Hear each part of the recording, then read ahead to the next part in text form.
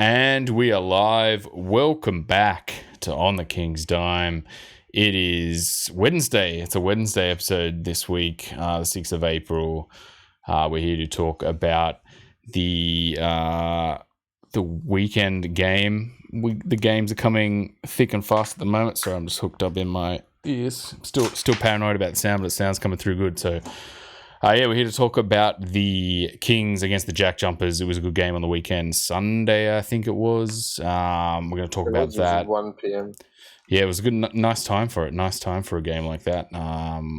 Was it 1 or 2? I think it was 2, was it? No, 1, 2? 1, yeah. We'll talk about that. We'll talk a little bit about just the Kings in general, the wider league, and what our playoff hopes and shapes and hopes are shaping up to be. But as always, you can like and subscribe. We're live right now on Facebook, and give us a like and a subscribe onto YouTube. We'll put these up on YouTube in replay so you can listen to them after these go up, and also in audio form on the Anchor platform, which goes out to Spotify and to Apple Podcasts and Google Podcasts. One day I'll nail that. Today is not that day. But yeah, not much to talk about apart from 10 in a row. It's 10. Everything was 10 in a row, 10. I don't think we've had a streak or a period that rivals that, going all the way back to Will Weaver's. I think he had over 10 in a row? Did he have 11 or 12 in a row, maybe? I don't think we've done 10 in a row. I don't think anyone's done 10 in a long time. Yeah, I think Will Weaver had I'd have to go and check the history on that, but I think he had like a crazy patch. Maybe it was only like 5 or 6 in a row, and then we'd strung together. But that 21, 22 win season, yeah, we had a great team, and we had a pretty good streak to get us into that position where we finished first that year. But it feels a lot like that this year. Like there's, not much to talk about. We probably could just end it right here, see you guys next time, and see you after the next game. But that was a good game against the Jack Jumpers. What are your thoughts in general about that game? It was over in the first 8 minutes. It just seems like when Sydney gets the lead now, they never really let teams back in. And every time, Tasmania went on a run, it was unequivocally and very quickly. There's so many just weapons to throw at teams. Like, everyone seems to be coming into peak form. Yeah, even Tommy V starting to hit a bit of shape there. He had a good game. But we're getting to some garbage minutes with our guys, which I think is good. I think the bench has got to play a good role. If there are injuries come playoff time, I don't know how Sean Bruce fits back into this team, to be completely honest with you. Playing Ian Clark as a second string point guard is kind of, genius. And the win was, deserved one. They really just took it to the Jack Jumpers and never let up, never took their foot off their throats. And I think the Jack Jumpers had some pretty, they didn't get Steindl into the game early enough was one thing, but and there was no Magne either, so there was no centre threat. And that's a big part of this league, is that if there's a centre threat, it tends to be a closer game, but there's really only one team that can do that, and there's two. There's Illawarra and there's Melbourne, but outside of that, then you just play Cooks as a small ball 5 and away you go. And the term makers been having a bit of a golden patch as well. If you continue that up, then we really do have kind of that big counter. So that was nice to see. But yeah, everyone's getting minutes. Everyone's looking good. It was Adams. Yeah, keep going. I was just going to say Jalen Adams. What can you say? The dude could be in an NBA. Yeah, it's just crazy. We'll get to that, but yeah, I think the Jack Jumpers coming off a quick turnaround. They played the 36ers. They looked pretty good in that game, and I thought, not a bad performance against the 36ers. The 36ers this year have just been like, wow, what a disappointment signing McCarron, and then for him to he looks like he's just like, whatever, man, I'll take the money, and we'll finish at 8th. We don't really care, sort of thing. But it was good to see Sydney, you had to come into that Jack Jumpers game and just cut the head off, right? Like, yeah, you tired off the quick turnaround. We're just going to come in, cut the head off you guys. And, 30-14 first quarter basically did that. And most years, you probably look at this Kings team and just go, it's not over yet. It's not over yet. 16-point lead's nothing for this Kings team. But our ability, this team, it's happened 3 or 4 times now to just stomp the neck and just like that's it. It's getting to a point where now we as fans can start to just relax a little bit and just go, no, this team's going to stomp the neck and that's going to be all over. And we basically did that. And the Jack Jumpers kind of out of the gate, they let Jalen Adams get 2 just easy wide open threes, and you just like can't let that happen, boys. And you just got the feeling of like, yeah, they're not on today. Like it's you've lost the game before you've even turned up and off the first tip. You know what I mean? Well, they had 16 attempts at 3 in like the first quarter. Like that's just too many threes, and that's because they don't have any scoring threats on the inside. Tired team too. Well, it's a tired team, but the Sydney defense can just kind of run rings into rim defenders like Cooks and Chubb, people like Martin. So and we've got good line guards. So you're running these guys off the line, and then they're taking shots from like 35 foot. Like why? Like Josh Majette, just like 35 foot. It's just like this is silly. He hit like a nice jumper pretty early, but looking at Majette and Adams, their Adams, not our Adams, both of those two just don't like the size. Any size and power they come up against, it doesn't work for them. And I've seen them have good games where they can get free and like get on the loose. But in this Sydney team, it's like, all right, you got away from Adams, but now you're going into Wani and Cooks and Jarrell, but like some bigger guys. Like what have you got?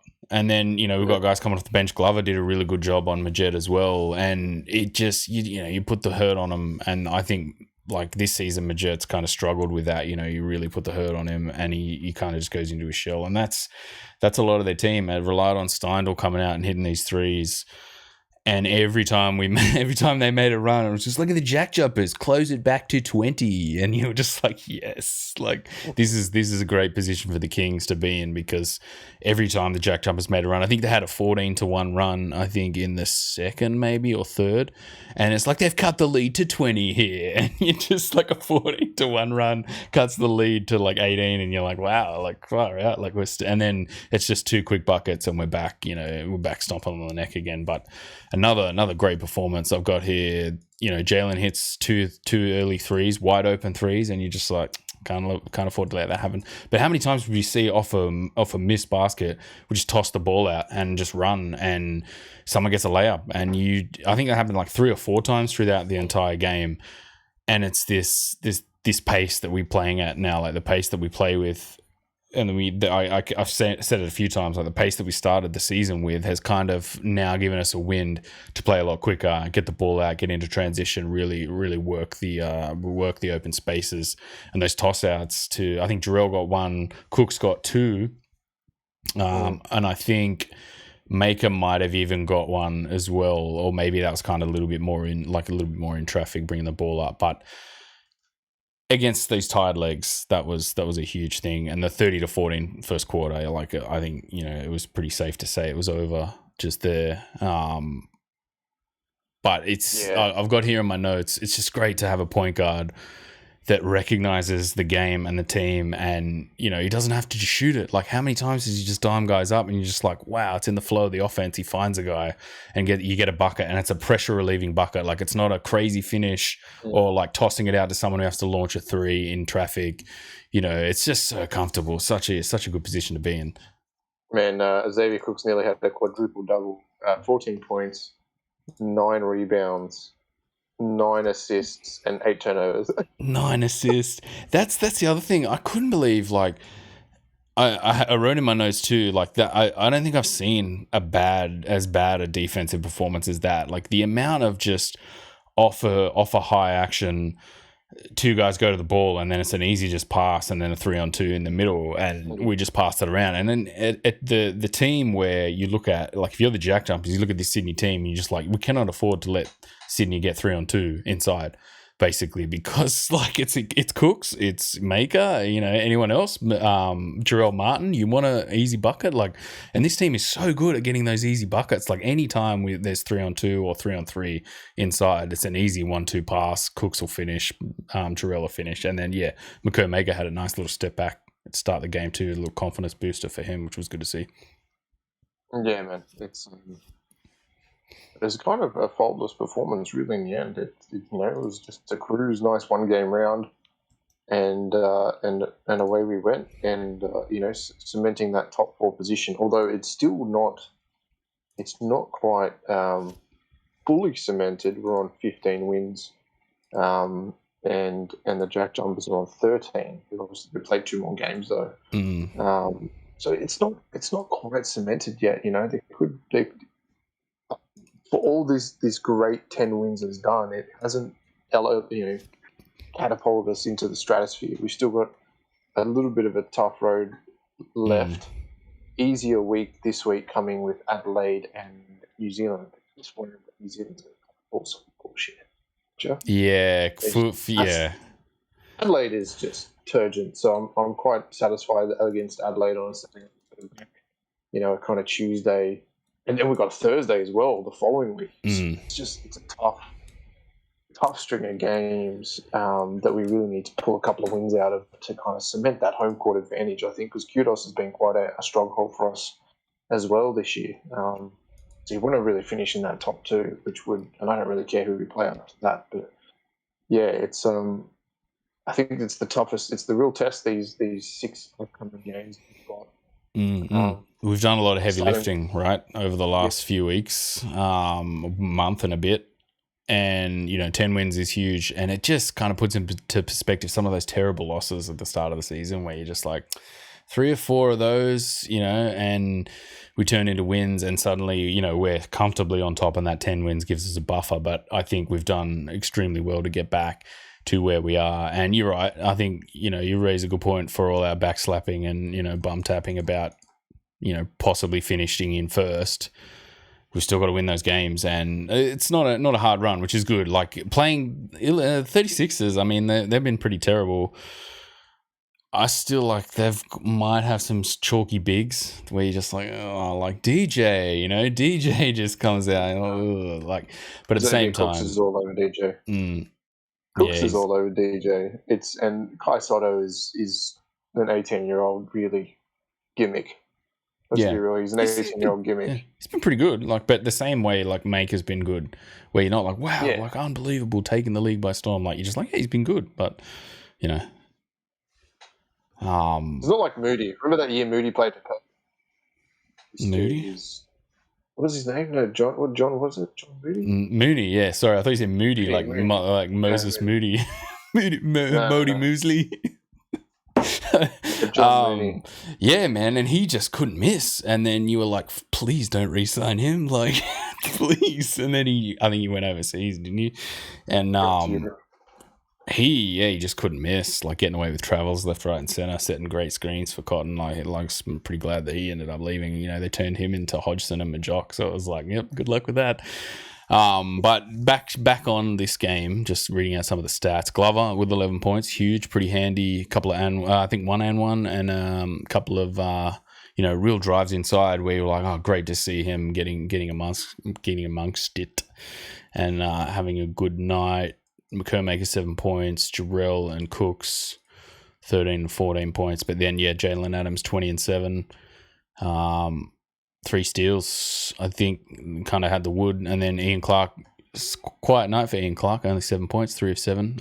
But still, there was a play in the first quarter where Adams off a wave screen hit Winey in the corner, and you're just like, yeah, okay. And Winey misses it.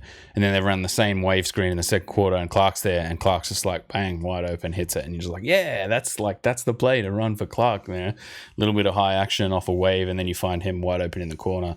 But at the same time, I thought Winey played quite well offensively anyway. He had a couple of dives to the hoop inside, tough finishes inside, a little stop and wait, and then finish, which is good to see. I think we've sort of said he struggled to score the ball over the last month. He started quite well, but over the last month, he's just been inside his own head, missing shots. So it was good to see him get, the scoring kind of confidence. But defensively, man, he is just it's just so good to have him. Imagine being Adams and Clark, the level that they're at, and then just being like, yeah, we've got Wani as well.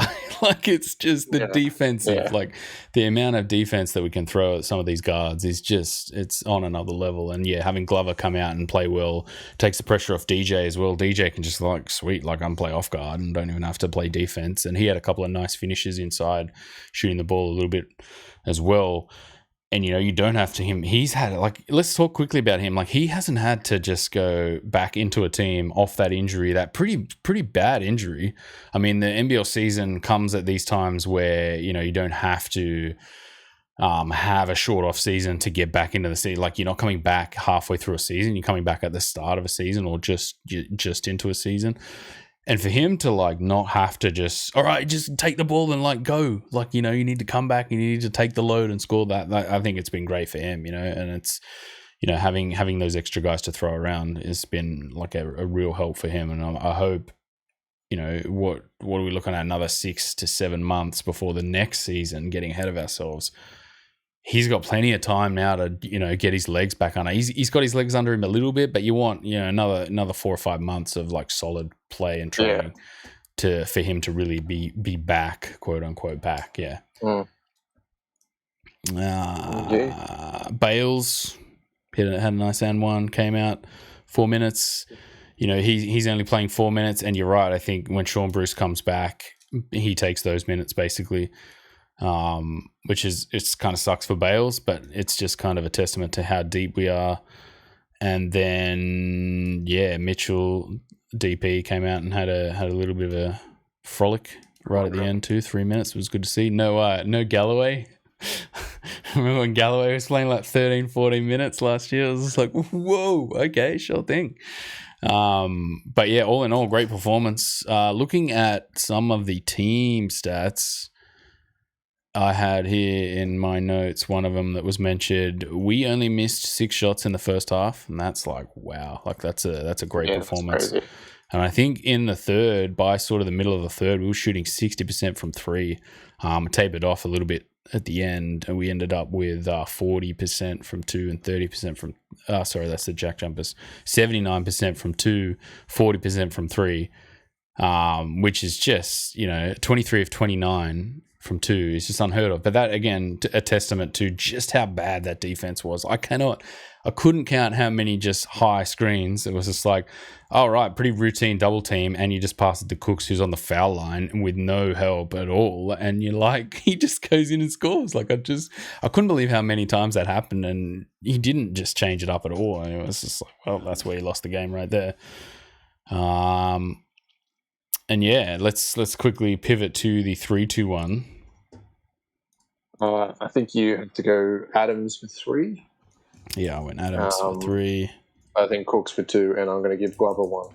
Yep, I got Glover for 2, the glove man. You had Cooks for 2, right? Yeah. Yep, and then I had Cooks for 1, and then, sorry, who'd you have for 1, Glover? Yeah, the glove man. Yeah, tough again. Like, that was a really good all-round performance. And even though Jarrell I think he only had 13 points, that was still such a good all-round performance, man. Like, he was getting the spaces, passing, hitting, knocking down shots too, and not just having to like really uphill score the ball, which was great to see. And those are the sorts of games, you know, you want Jarrell playing more of, keeping fresh for this finals.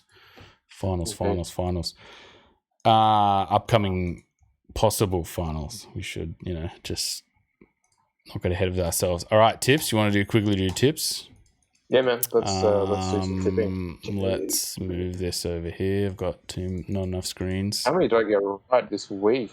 None. 2, 3, 4, 5. I think I had 4. It was a rough week for a few people. I'll put the table out tomorrow. Sorry, I've been a bit busy today. I didn't have a chance to put it out. I'll put it out tomorrow before the next round starts. And yeah, man, I've just fallen in a bit of a hole. This Adelaide, man, I went Adelaide this round, was like, I think Adelaide are going to do it, and then they just lost both games. I was like, you're kidding me, Adelaide. What are you doing? Just one of the worst seasons I've seen, man. Fire out. All right, I don't have the fixtures, so let me get them up because that's annoying. Come on.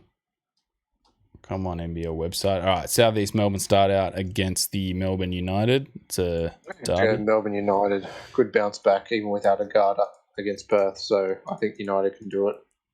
Went United also. Phoenix just kind of plummeting. Yeah. Every season. Yeah, I know. Perth Wildcats are at RAC against the Breakers. I'm going to say the Breakers. The Breakers. All right. Bold. Very bold. Jack Jumpers are then at home to the Types. Jack Jumpers. Types 3 in a row, though, man. Type bands 3 in a row. I'm going Type bands. Make it 4 in a row. Little late charge at the end of the season. Make their season look good. Brisbane Bullets are at home to the Hawks. No, Hawks. Yeah. The Hawks are on a good run. I just feel like I hope. Well, no, we'll talk about it. That's all right. I'll bring it up after this. 36ers are at home to the Kings. The Kings. Kings to make it 11. 11. And then the Breakers are at Bendigo against Southeast Melbourne. The Sem. And then the Cairns Taipans are in Cairns against Melbourne. I think it's Taipans. Types. Wow. Rando types. All right. I'm going United. 36ers are then at home to the Bullets. Bullets? The Bullocks. Bullets for me. Yep. Kings again. Yeah. Easy peasy. Three round for the Breakers. Oh, no. It's just two. 2 round for the Breakers. Late round game. No, 3. They play Perth at RAC on Thursday. They play on Sunday, and then they play on Tuesday. They are going to be stay puffed on Tuesday. They are going to be out of juice, and it's great for us. That is great. But yeah, monster round. So you never know, man. You get a perfect round here. Change your fortune, change your favors. What does that even mean? Right. So that's locked in. Let's talk about the finals preview. Like what these teams are looking like. This Perth team looks, man, like totally just beatable. Not by us because we've beaten them 3-0 this season, but just losing games where the curse of Blanchfield's sort of coming back, where Blanchfield last year was like a bit of a wild card for them, but you always have that curse of Blanchfield where he just takes shots and you're just like, Blanchfield, what are you doing? They just don't have bigs either, where you're like, wow, you guys have had bigs the last 3-4 years, and now you got Hodgson and it's driving Vic Law into foul trouble early in games because he's kind of like a 6'7" power forward, and he's having to defend the 4 and 5, which he shouldn't really be. And I watched this game, and he was like 4 fouls, like 2 minutes into the third, and that's a game over. Essentially, you can't just have Cotton scoring because they've got no one else. It's a Vic Law and Cotton show, and if he's fouled out, and that's the thing, is that teams are smart. They just go with Vic Law. He can't really defend without fouling, and he's overzealous. 3 fouls and sit, and 4 foul, and that's it. You've got 10 minutes of just Bryce Cotton on the court, and you can't really do everything. And no bigs, no scoring bigs. Hodgson and Jock's a great backup big, but not primary. And Hodgson is just a gummy bear. Yeah. Shit for brains. And it's just like, He has the tools, though, right, to be a good big, but he doesn't have the footwork, and he just doesn't have the awareness. The tools, right? He's not got awareness. He's not got the smarts, and he doesn't have the footwork. So it's just kind of like he's just a 7'1" big dude. And he gets caught out, and then you can rinse him. And I think that's the part of the issue with Law and playing him and getting him in foul trouble is you can go at Hodgson because he doesn't have that awareness, like spatial awareness around him to play defense, and you go at Hodgson and dump it off to somebody, or you play off for Hodgson, and especially against us where we could just send multiple people at Hodgson. I think these teams are now starting to realize you can do that as well. Interestingly enough, Cotton's played the most minutes in the league so far, 806 minutes, and then Vic Law is 4th with 766. So those two are probably getting a bit tired too towards the end of this season, And I think they said it on the coverage, like, like Perth haven't really cemented this spot.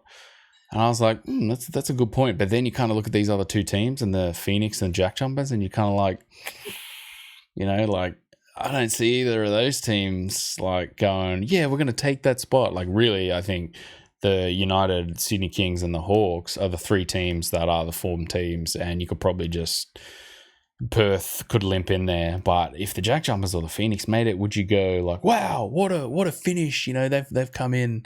Perth. I mean, the Jack Jumpers are currently $201 to win the championship. I was like, holy moly! Yeah, I don't think the Jack Jumpers Southeast Melbourne do it. I think the Jack Jumpers have had a good run. It's kind of like a new team, no expectations, no pressure. They've been able to put some stuff together, well coached most of the time.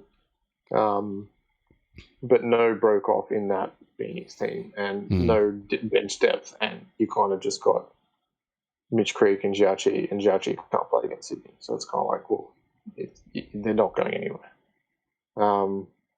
So yeah, it's not really a viable team, to be honest with you. So Perth have they're 2 wins clear over the Jack Jumpers and the Phoenix. So you would think in this little run of, I think 6 games, I think it is, to finish the season. I think most teams have 6 games to play. You would think they could probably buffer that. And then looking at the 4-win buffer to the Jack Jumpers, I think we're pretty much home and hosed, like touch wood.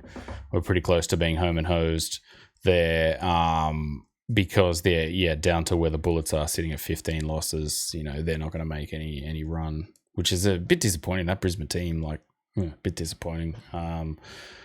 But the Hawks might just be peaking at the right time as well. Mm-hmm. And they're well coached. That's the other thing. They have had Tyler Harvey's been out the last few games, hasn't he? I think so. I think he might have just come back. Probably should have done the research pre-stream, but that's all right. I had it here, but it doesn't want to come up. But yeah, I think if he comes back with any sort of froth, I think still going back to what we were talking about last week, looking at these teams, that I don't think they have the array of bigs. All 3 of those teams, the Hawks, the United, and the Wildcats, don't have the array of bigs, man. No. And then you go, okay, like, how can you get by that? Guards? And then you look at our guards, it's like, guards are pretty big and strong too. And you kind of go, ooh, like, on paper, it just looks like, wow, like this Sydney team might just be the wild card that's, you look at and go, wow, the bigs are strong and the guards are strong. Like, it's going to be a pretty tough ask.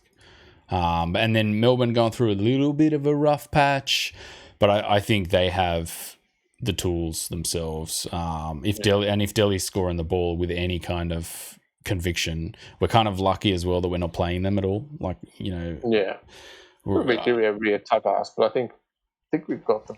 I mean, yeah, I say lucky, but it's not luck. Like, I'd love to play them right now. Like, bring it on. I'd love to see a clash like that.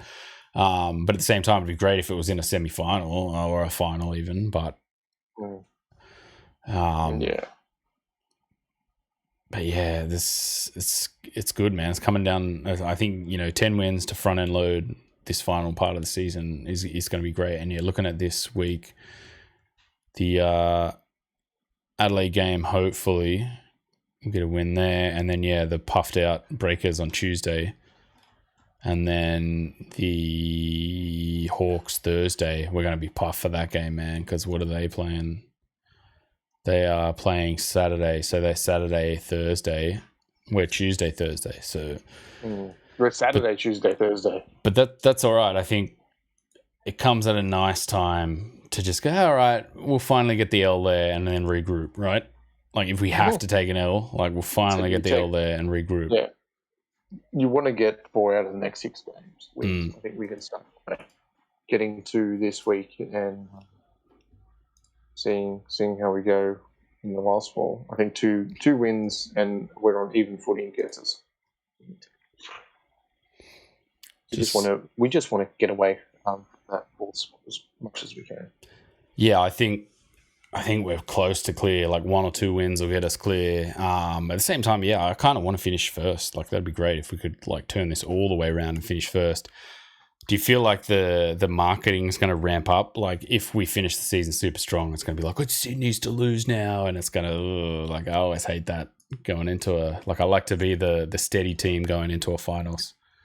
Be nice to go and watch the finals this year, though. That'd be good. Yeah, it'd be good to see some more finals action. Yeah, that Melbourne game was top quality that we went to last time. Yeah, watching Cook strip. I think it was it Goulding down low to win the game. That was top. That was one of the best nights in Australian basketball.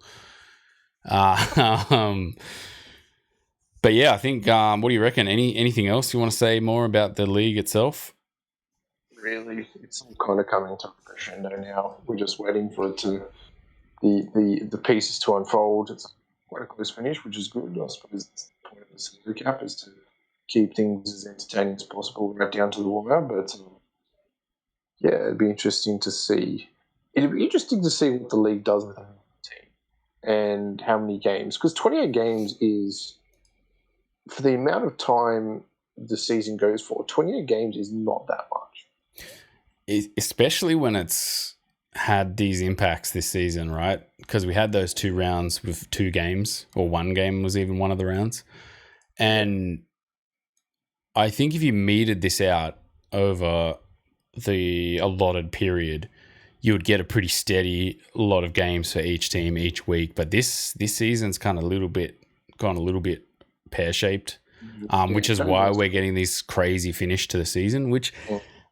I don't know. I reckon if you ask the players, they'd probably want to play twice a week in general. I just don't know how you would make that sort of change to the league. Like the league has been a 1 game a week league for I don't know how long. Like, you know, you need more teams. You need more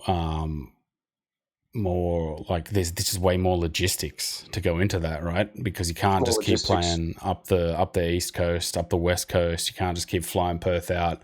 Although Perth kind of showed this season that, you know, spend some time over here, like play 6 or 7 games on a stretch. And then, oh, look, you lose some games. Very interesting. Interesting that. But yeah, it needs 3 or 4 more teams. I'd love to see like a 40-game season, man. That'd be great. Twice a week, games all the way through the week. Almost like a Big Bash style, you know, just games. Like the NBA. Like, yeah. Well, that's it. Well, you could almost do like... You know, start the season in September and then have like a flurry of games over that Christmas period where it's like 2 games a night kind of thing, or 1 game a night, and then a flurry other weekends. You know, big Boxing Day clashes, all those kind of exciting things where you get to pump a whole bunch of games out and then it goes back to the regular season thing. And yeah, I'd like to see another couple of teams. I think the NBL one's kind of doing that, like seeing if basketball can kind of take off in a semi-amateur to see if there's enough feeder players to actually form a coherent another couple of teams. I think we've seen with the Jack Jump, there probably is enough players, but as a league, is there enough local talent? Is there a need for like? It's hard, eh? It still, to me, comes down to the whole, like, the sparseness of Australia. Like, it's just way too sparse, right? You're basically, to fly to Perth and back, you're kind of doing what is like the East-West US type thing. Like, it's about the same distance, right? I would like to see Townsville re-enter the league, Townsville Crocs. I think that's a team, and I think Canberra Cosmos. I think Canberra, it's time. Like, Canberra's a growing market of population, you know, 350, 360,000. I think it's time to bring these teams back. Apart from that, though, how many, like, which other teams, like, which other cities really would you get? Like, you wouldn't really get any other cities. I think we could probably get to 14 teams. I think we could probably maybe get a Newcastle team. I think there's enough population up there now. And a stretch 15 if you wanted to go a second Sydney team. I don't know if a second Sydney team works, really. Nah, yeah, not for me. But from a geographic perspective, because I think the second Melbourne teams work, but Melbourne Victorians will watch 2 flies up the wall, so it's cool. It'll probably be another Victorian team, but it's interesting that we're getting such quality now. I think I don't know if it's the games being a bit all over the place. But the quality of some of these games now are like so much better than they were 5 years ago, 6 years ago. Yeah. And I think there is room to grow, but you can't just do kind of like what the A-League did, where it's just like teams. Oh, wait, no, bring it back to like take two teams out, quick, we grew too fast. It's not. I don't think that's viable in this type of sport. Taking out, huh? Who's A-League taking out? Oh, they took out the Gold Coast. The Gold Coast Rollers. The Fury. The Fury was there, North Queensland or whatever. But you know what I mean? Like there was a whole teams, get the teams in. Yeah, more teams. And then it was like, no, quick, take teams out. They're folding. Like I think it just kind of grew too fast. And I don't think the NBL's on that scale. And the NBL doesn't have like the feeder system either. Like the A-League at least kind of folded back and then went, FFA Cup, let's do that route where they can just get pub teams from everywhere to come and play in this like extra tournament. The NBL could do that tier system maybe, and also like I've been watching some of the Premier Cricket, like the highlights from the Premier Cricket, and the standard is so bad. Like it's like watching Saturday cricket, man. Like it's bad, and you kind of go, yeah, that's kind of why it's not on TV. Like. Yeah, well, I watched an NBL one game. I watched a quarter of NBL one game, and I think it finished 6-4 in a quarter. It was bricks at 30 paces. And then the Sutherland Sharks, I think Sutherland played Illawarra, and it was an 87-85 game, which is pretty good. Like, it was a close game. So there's some standard. I think Lockie Hutchinson, former Sydney King, and development player Lockie Hutchinson playing well for the Sutherland. But I think that is what really defines it. I think why we have been getting better prospects here is that Next Stars pathway. I think it's put people on the map. I think as salaries begin to grow as well, we'll attract more to come in. But I think the G League has done that as well. And, I think that this is definitely a pathway to get to the G League, which is a pathway to get to the NBA. And I think European basketball is that one step too far for a lot of players. I think people go to Europe to have a career, whereas it's kind of known in there's always scouts down here watching the Next Stars, and so you've kind of built that pathway back to the NBA or to the G League, and there's sharing of players. And the G League has raised the talent level just in general of the NBA standards as well, I think, personally. There's a lot of G League alum now, top all-stars, Chris Middleton, Fred Van Fleet, these guys are G League alum. They were never drafted. And, they're all-stars and they're getting paid $20 million a season. So it's it helps to have them Bogut there, I think, as well. Like I think it helps having Delhi there, man. Delhi's the NBA champion. Like I think it helps having that. It would be interesting to see if we can bring a semi-peak, if we can get to the top where these semi-peak guys come down, maybe like a vet min over there is the same as here, but less games. I don't know. It seems like it's. But that Next Star seemed to work really well that first 2 years. What did we have? Tugs, and then we had Diddy. This year we don't have a Next Star, do we? No. And then one of the makers, right? And then there isn't that many high-profile ones, right? Well, there's Copper Soto, who's kind of got the world of the Philippines on his shoulders. He's the Philippines grand. But even that's like, it's not the level of LaMelo or someone like that, or RJ, where maybe in 3 or 4 years we might get some more of those. Like, Australia's a real prospect here. I wonder also how much that kind of maybe burnt, like the LaMelo experience kind of maybe burnt some of that. I think the G League Ignite team heard it a little bit as well, because they're 18-year-olds. Dyson Daniels is playing. He's obviously going to be drafted in this draft, probably early teens. 6'7" dude who's combo guard, defensive prowess. He was great in that Little Ruse Emus. Little Ruse. Yeah, I just talk football. Ollie Ruse. That's all. Yeah. Every junior team in any sport for me is the Ollie Ruse. Like.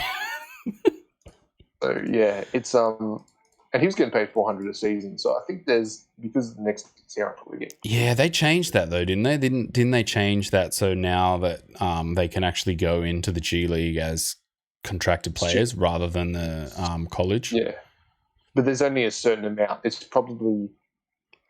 your top 3 or 4, or maybe 5 prospects outside of the college system. So college system's still a derived thing.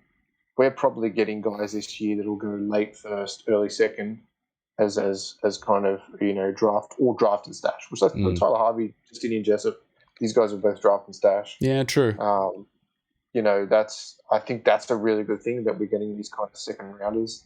Is a draft and stash option, and teams like go and hone your craft in Australia. I think it's a good league, and you're getting quality players. They're top 60 in a year in the world to get drafted into the NBA. So we'd like to see more teams. I think more teams will have more opportunity to get these draft and stash players to get some profile names into the league.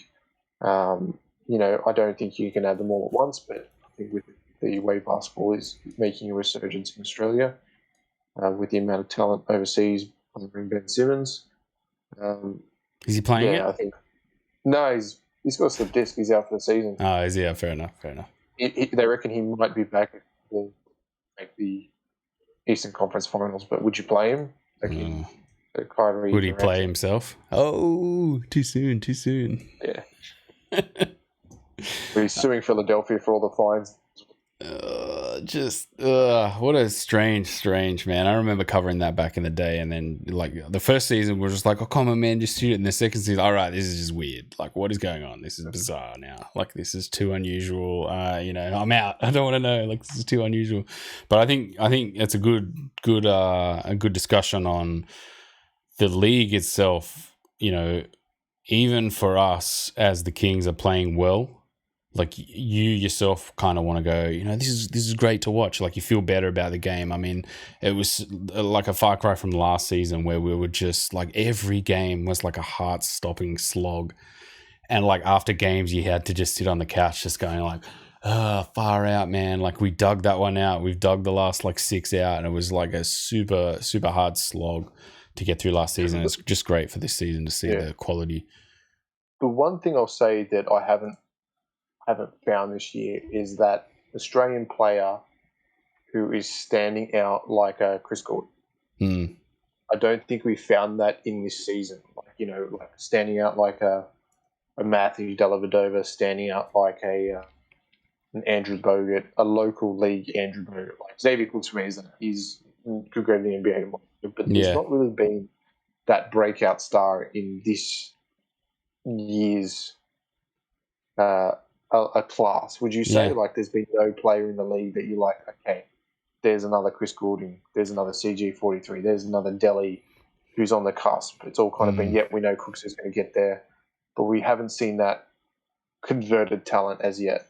Yeah, he's not your typical scorer too, Cooks, because Cooks is the obvious one, right? Like, he's had that season where it's just like he'll be the next, I think, boomer, like the guy that comes to that boomers team and makes that step up. But he's not like the scorer like a Goulding. Like, he's a unique player that you can throw at different situations, and the usual basketball fan might not see that. People that don't support Sydney might not see Cooks and go, oh, that's a multi-tool player, like it's a talented all-round player. They might just see a box score and just go, you only scored 4 points. Like, who is this guy type of thing? Because we've seen that type of thing before. But you're right. I think, it was Sobey the last couple of seasons, and he's been injured this season. But apart from that, man, I'm struggling. Bull Qual from Taipans has been pretty good. Like, not that level, but like, stand up. Sunday Detch, I think. Post-injury Sunday Detch. I think he struggled a little bit, like playing beside McCarron. I don't know, like, I expected more from McCarron this season going to Adelaide, like on the big money deal, really prying him away from the, that United team. I would have expected more from that. Some of those games, he just looked like, I'm out. Like, I don't know, I got paid, I don't really care type of thing. He's just like, ugh. I lie. I should probably say outside of Sydney, because I think DJ Vasiljevic is the player as well. He's the next gen of superstar Australian talent. True. Yeah, but outside of Sydney, like Jack White maybe a little bit, Mason Peatland definitely not. Yeah, Magne has been better at times, but disappointing from his trajectory in like old days. Like Magne was meant to be the next biggest thing. Harry Folding was meant to be the next biggest thing, never kind of did that. So it's just weird seeing that there hasn't really been this like new age standout local player this season. I'm hoping we see it next year. I like seeing that kind of talent, that that cusp of talent that could make a Boomer squad even being that good locally. And do you want Reith maybe? I'm just going down the list. Yeah, but Reith was a European talent. You saw him playing in the Boomer's team. He's quality, but he's not really like like he's come from the league. He's come from overseas and played well and done well overseas. So yeah, it'd be Luala Chul, maybe. JLA, yeah, JLA's been He's 27 though. Knew that though. Yeah, 27. I mean, there's in every way, shape, or form will he be in a Boomers team that's in the qualifiers. Yes, like no kind of like the maker, the new type maker role. Yeah, like that extra guy that everyone's like, what? Yeah, like, But I haven't seen that kind of that new kid on the block. That's a great point. Like you just, and I wanted to go back to what we've just been talking about the talent level of the imports and all of that stuff growing the level of the league. I wonder if maybe Travers is a good shout. Luke Travers, yeah. He's been like awesome this season, and even though he plays for Perth, every time I watch him play, I just have a smile on my face watching him play. He's just so solid. I think if he puts on any beef and keeps this skill, like he could easily play in the NBA, have a career kind of like maybe a little bit more of the career that Landale's having at the moment with the Spurs. Like obviously a different type of player, but like that level. But yeah, no, it's a good shout. Even going down this list, Kawhi Noy has been pretty disappointing. Terrell Harrison. The other thing I think as well is that the players in the NBA, the talent that they have is because they play 82 games a season. If you can stay healthy and you're playing 82 games in a season, you're going to get good. You're going to have shooting systems, you'll go through things. But I think that's the other thing that this league needs to get to. It needs to get to a European level of games, which is around about 42 games a season. And I think that's going to give these players more talent, more scoring opportunities, better shooting opportunities, and just increase their game. I think that's the difference, right? We've got these really good imports that brought this league up, but in order to take it to the next level, probably need to go into some depth and hit that 42 game mark. Yeah, I think it's like 50 in a year. You know what I mean? Like that's probably the sweet spot. What is the NBA's? I think about 80 in a year, right? Because it's 40 and 40, like 40 a year before, yeah. Plus play-ins, plus playoffs. So it's 82 plus 2 play-ins. What a stupid thing. Playoffs could be 7, 14, 21, 28 games. So it could be 110 games, 114 games a season. Play them all. But I think just like regular league, we need to get up to around that to a week for 20 weeks plus playoffs, and we can start getting some better talent.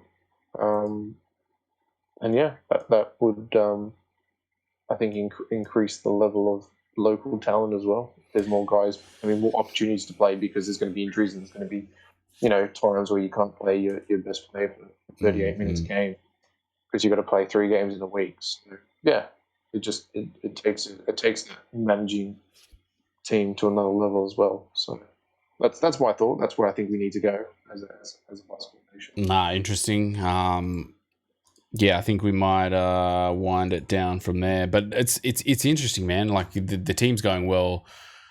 It's good to just talk about other things. Like you don't have to go through what's happening with the team, complain about the bad things, go the good things are good, the bad things are bad. Like it's great to be able to look wider at this league. And like I said, being able to just not have those heartbreaking like every game is a slog where your heart is just like, oh, like every game, man.